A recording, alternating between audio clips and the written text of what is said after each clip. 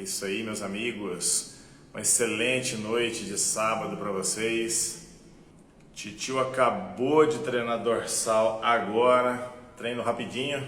Voltando aos treinos. Fala, Diego. Não tô no pump, Diego. O treino foi mais uma fisioterapia do que treino mesmo. Mas deu bom. Eu tava fazendo um trabalho de dorsais aqui agora. E durante o treino, com todo o cuidado do mundo aí, voltando aos treinos, depois de algumas semanas de pesado cuidado reabilitatório, reabilitativo, reabilitacional, voltando então aos treinos, hoje foi o primeiro dos treinos de resistência de força, realmente mais voltado para a força. E aí eu me lembrei que eu sempre explico para vocês que o treino, a periodização do treinamento resistido, ela acontece para as aptidões físicas, né? Você periodiza para aumento de resistência, você periodiza para aumento de força, mas você não consegue periodizar a hipertrofia. O primeiro exercício que foi feito, então primeiro vamos começar para vocês entenderem a lógica do trabalho, porque é uma lógica que eu ensino nos meus cursos. Eu sempre falo disso nos cursos voltados para estética e o pessoal não sabe, mas eu faço isso também comigo, né? Que é variar a natureza dos estímulos. Então, para vocês entenderem, já que eu fiz dorsais hoje, só para vocês conseguirem acompanhar o raciocínio, o treino passado foi um treino que começou pelas remadas. Logo, o treino de hoje foi um treino que começou pelas puxadas. Ah, Dade, mas por que disso e tudo mais? Bom, eu não tenho problemas com a força. Eu tenho problemas hoje com um pouco da força, que foram muitas semanas para eu poder voltar aos treinos em função do tendão do bíceps, em função do manguito rotator, em função dos epicôndilos, né? Tudo do lado direito, que foi uma sobrecarga muito grande que aconteceu, não da musculação, viu, gente? Foi outra atividade que estava acontecendo. Alex D. Ramos, professor, tem algum relato de uso para bodybuilder de Nebido? Tem. De Nebido a cada 20 dias, Nebido? Ué, mas que isso, Alex? Aí não, Nebido não precisa de 20 dias, não. Você pode esticar isso aí. Eu não gosto, tá? Eu acho muito mais funcional usar o Nebido em um outro cenário. Fisiculturistas, quando eles aposentam, Nebido é bem interessante, né? Quando eles deixam de ciclar competitivamente, Nebido dá certo. Eu particularmente não gosto disso, né? Prefiro drogas mais convencionais, até mesmo que a gente conhece exatamente a meia-vida delas e tudo, né? Nebido, eles têm os relatos de como é que é a meia-vida dela, mas quando você vai na prática, e aqui no estúdio já houve umas 2 ou 3 pessoas, um com mais de 50 anos, o outro com mais de 30, que usaram Nebido com supervisão médica, né? Então, um usava acho que a cada 12 semanas, 10 semanas, o outro foi mais ou menos por aí também. E o que eu percebi era que não é essa manutenção dos níveis de treino, como as pessoas pensam, não. Pode até ter manutenção dos níveis séricos de testosterona total, mas o treino, a coisa cai assim, no primeiro mês. E aí a pessoa fala assim, eu vou usar a cada 20 dias. Então toma enantato de testosterona, aumenta a frequência um pouco, né? Fica mais fácil. Mas como eu ia dizendo, o treino de hoje, ele foi um treino que começou pelas puxadas. E aqui no estúdio nós temos todos os ângulos de puxadas, né? Desde o pulley, passando pelo die roll, passando pelo pull down, e todos os tipos de pegadas também aqui no estúdio. Então eu peguei uma máquina articulada, que é o pull down, e imagina, que isso? Pode ir perguntando que a gente continua falando, tá, Alex? E aí foi uma série assim, vamos organizar a nossa vida. E fui lá, botei um pratinho de cada lado e comecei a fazer ali uma puxada modesta e não passava disso aqui mesmo, ó. Lógico assim, é que eu tô sem o equipamento, mas assim, a escápula é que subia. O braço em si não acabava de fazer a extensão em função dos tecidos que ainda não se recuperaram completamente. Eu deixava mais o trabalho para a escápula e ia fazendo um bom alongamento do dorsal e não envolvendo muito bíceps, nada disso, né? Como eu já disse para vocês, houve um dano de tecido num incidente que aconteceu fora de treino e aí essas coisas acontecem, né? Sem a presença de dor nenhuma, mais uma série com um pratinho de cada lado, sem dor, sem sensação de aderência, nada. Falei, que beleza. Então vamos começar a treinar. Eu coloquei mais um prato, então estou com 2 pratos em cada mão, fazendo o trabalho. E falei assim, nossa, mas tá fraco, hein? 40 quilinhos em cada mão num pull down e você sofrendo desse jeito, caramba. Começaremos a pirâmide. Todos os modelos de treinamento de força que fazem sentido são piramidais. Ah, Dade, mas se eu estiver bem aquecido, eu posso começar já com o peso final? Poder, você pode todas as coisas, mas nem tudo lhe convém. Apóstolo Paulo falava isso. Então assim, eu prefiro fazer um modelo piramidal. E aí foi um trabalho assim, não passou de 120 quilos, né? 60 em cada mão. Muita dificuldade, assim, uma proposta de ativação neuromotora absurda, muita força eu estava fazendo para pouco trabalho real acontecendo. O que significa isso? Eu me esforçando muito e pouco peso sendo deslocado, tá? Deve ter saído alguma coisa em torno de 5 ou 6 movimentos. Crianças, não façam isso na casa de vocês. Vocês não começam um programa de força com 5 ou 6 repetições, começa com alguma coisa em torno de 10, mas eu não estou voltando aos treinos, né? Essa já é uma sequência de trabalho e hoje, por ter percebido isso, high performance, dificilmente nós nos machucamos nos treinos, sim, em casa com as coisas banais, verdade, sabedoria sua falar isso, né? Você vai no ortopedista, normalmente ele fala mal do cinto, do agachamento, do leg press, não sei o que, e você vê a pessoa faz 4 horas de beach tennis, foi o agachamento que machucou, né? Fica horas esfregando embaixo do sofá com o joelho no chão, foi o leg press que machucou a pessoa. Então o primeiro exercício foi essa puxada. O segundo exercício foi uma puxada que, para mim, no meu caso, como a origem da cabeça longa do bíceps foi comprometida no incidente, é um exercício muito difícil de ser feito, que é o pulley frente, né? A puxada pela frente é muito difícil fazer, não por causa da puxada, mas pela posição final, quando entra em colisão aqui o tendão do bíceps com a superfície óssea, realmente assim, é bastante doloroso.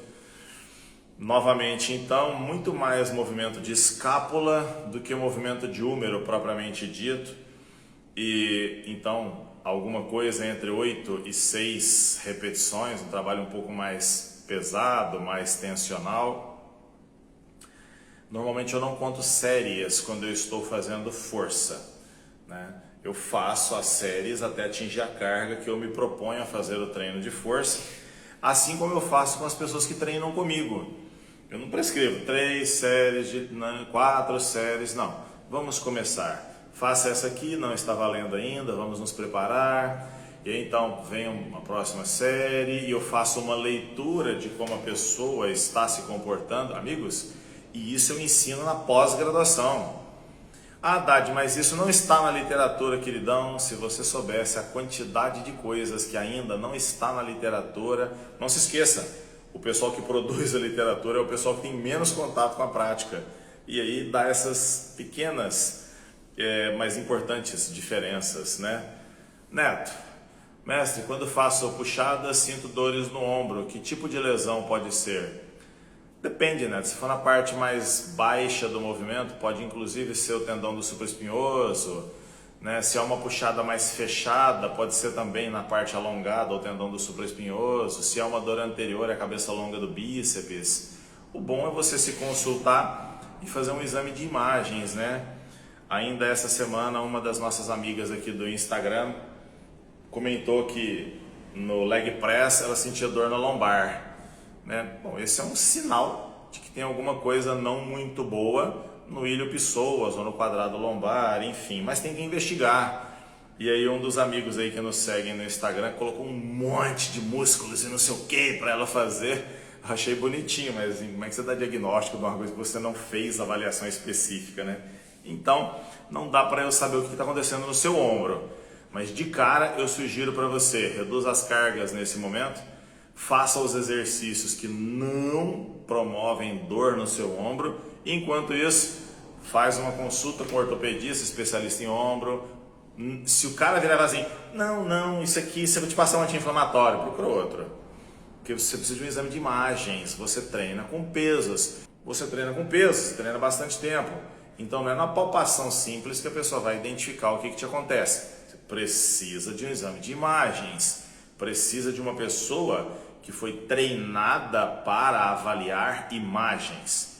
Né? Tem ortopedista que é tão ruela no que faz, desculpa a expressão, mas você chega lá com uma massa muscular desse tamanho e uma dor, ele vai lá e tira uma radiografia, você fala, você acha que eu quebrei meu osso? Você pode ver uma radiografia? É difícil, né? Deixa eu ver que tem uma coisa grandona aqui que o Thiago mandou aqui. O que o senhor tem a dizer que o personal só baseia na literatura para defender apenas a progressão de carga, gera resultado para hipertrofia, desprezam totalmente vários métodos de treino.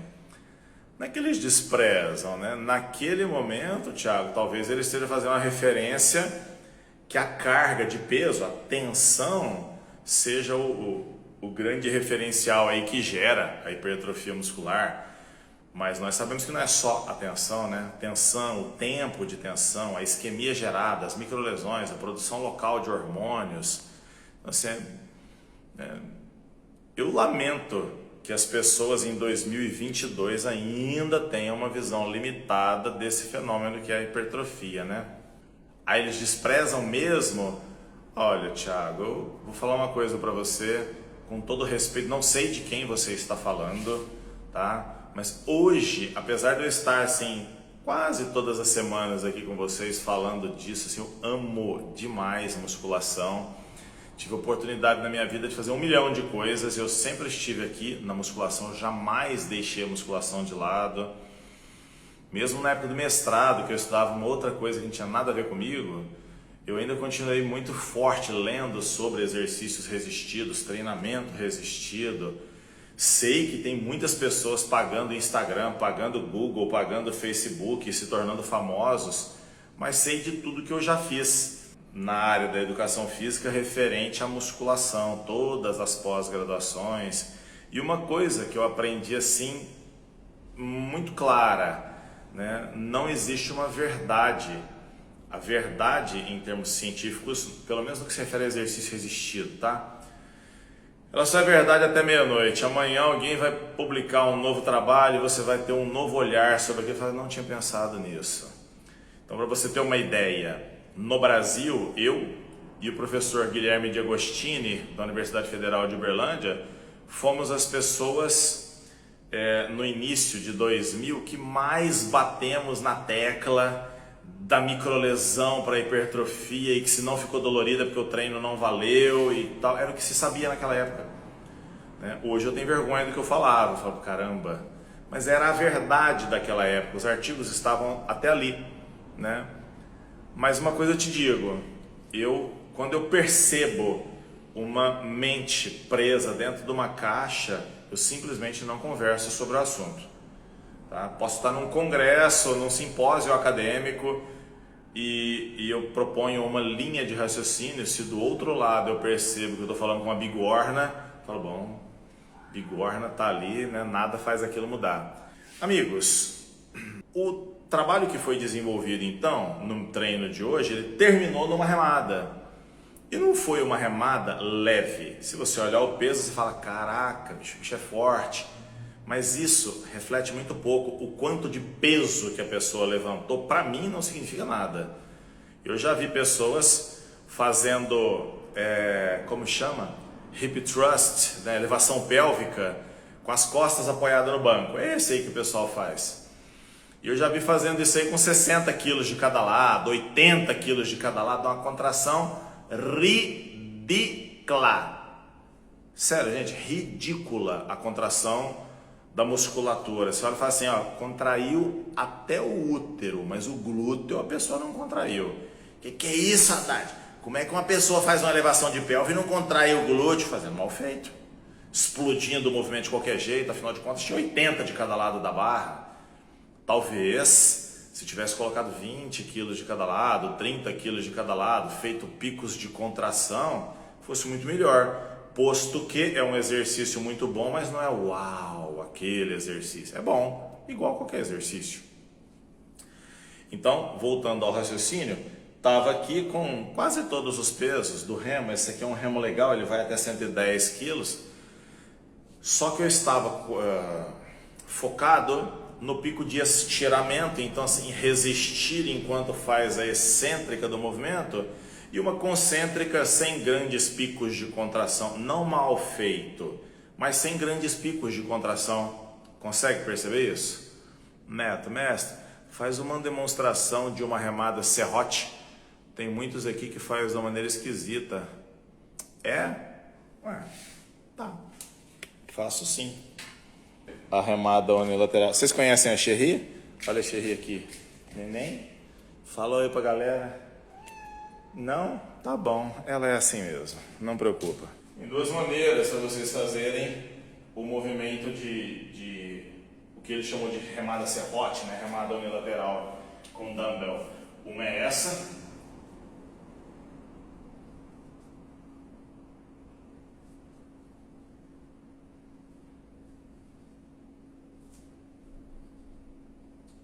Se você prestar atenção, não é a coluna que se move.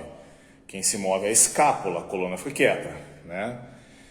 E você não leva em direção ao peito, você leva em direção ao vazio, assim, aos flancos, né? A costela, a linha de cintura. Algumas pessoas têm feito um pêndulo jogando o peso para trás para neutralizar o bíceps, mas enfim, isso é um absurdo. Uma outra maneira de se fazer esse exercício seria... Deixa eu ver se isso aqui funciona. Sem o apoio do joelho, que eu particularmente gosto muito, que é fazer assim.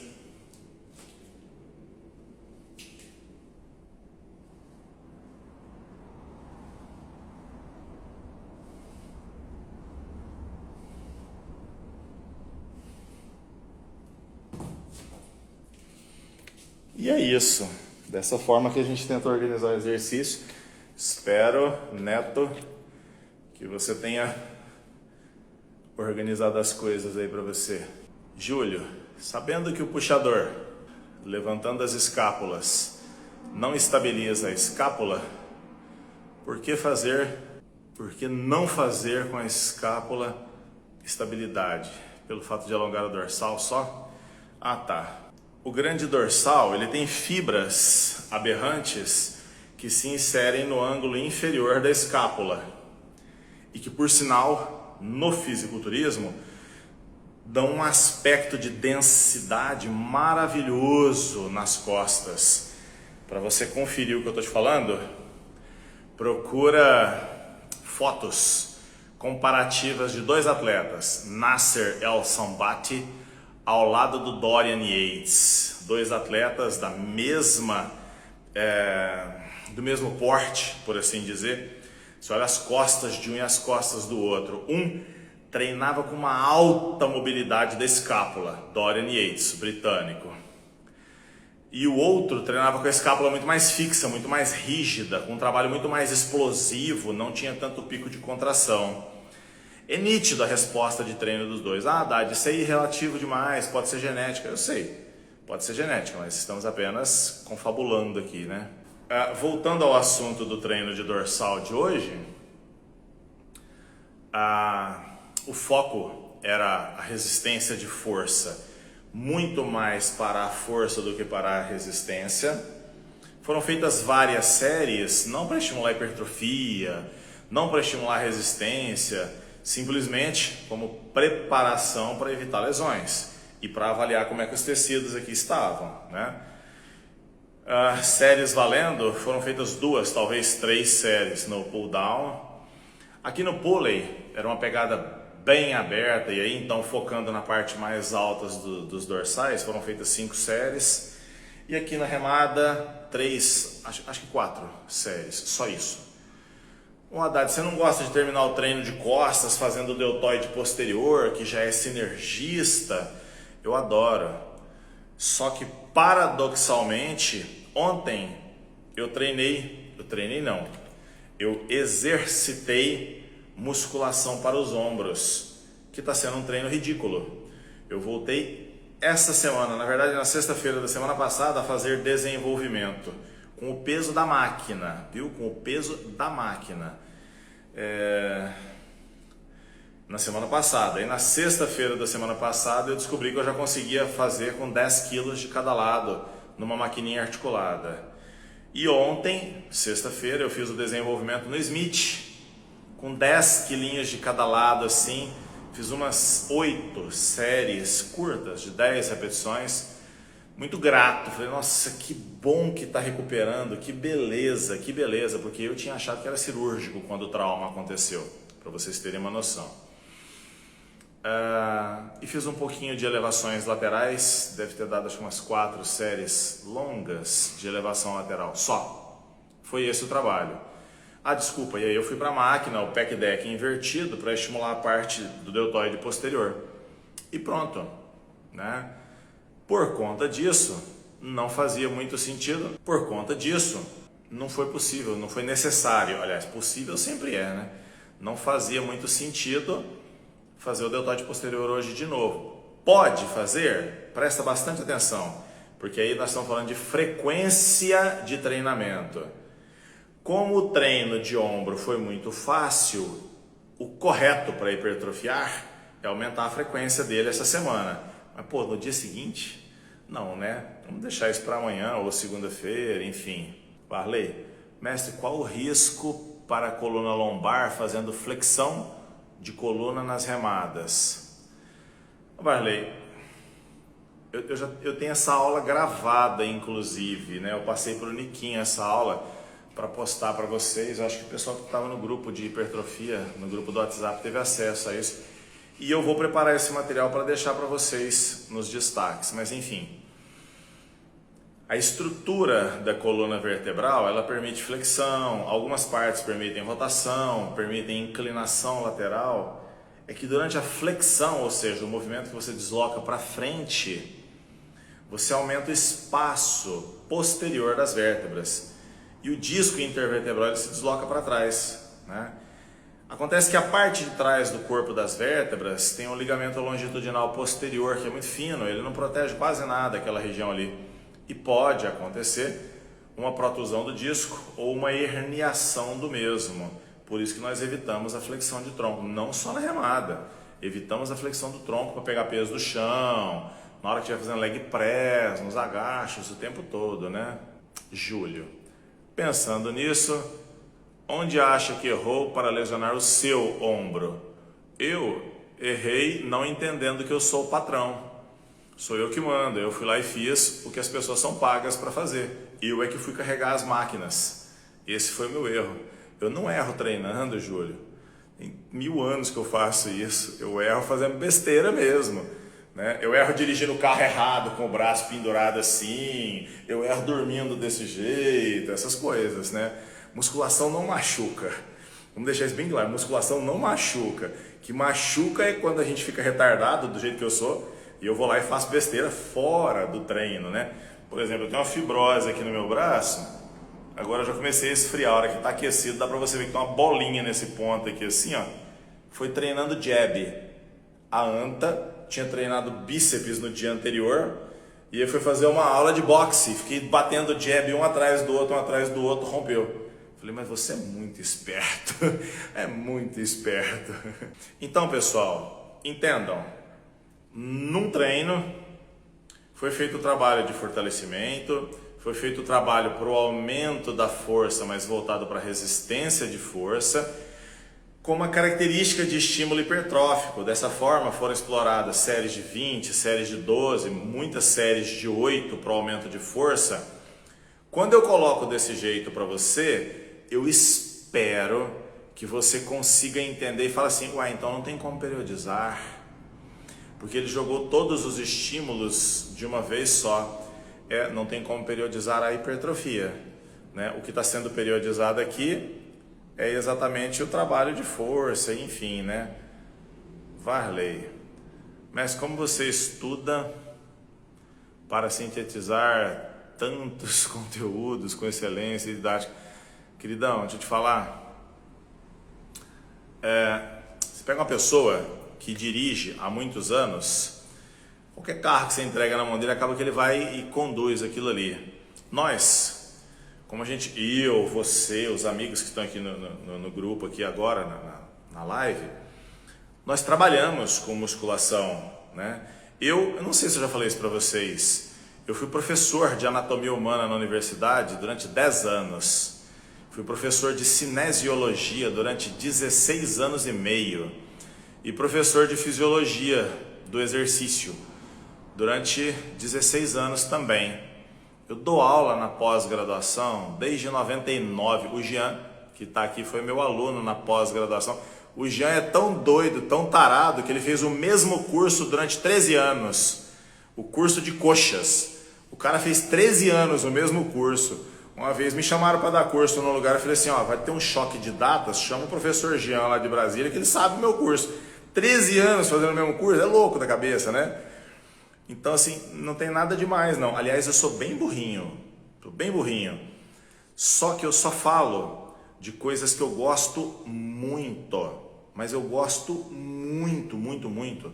Já me chamaram para dar aula de biomecânica, eu dei aula de biomecânica durante 2 anos. Na primeira oportunidade eu passei para frente, porque apesar de saber, apesar de gostar, eu detesto ensinar a biomecânica, porque as pessoas acham que biomecânica fica colocando vetorzinho verde em fotinha de Instagram, não é isso não.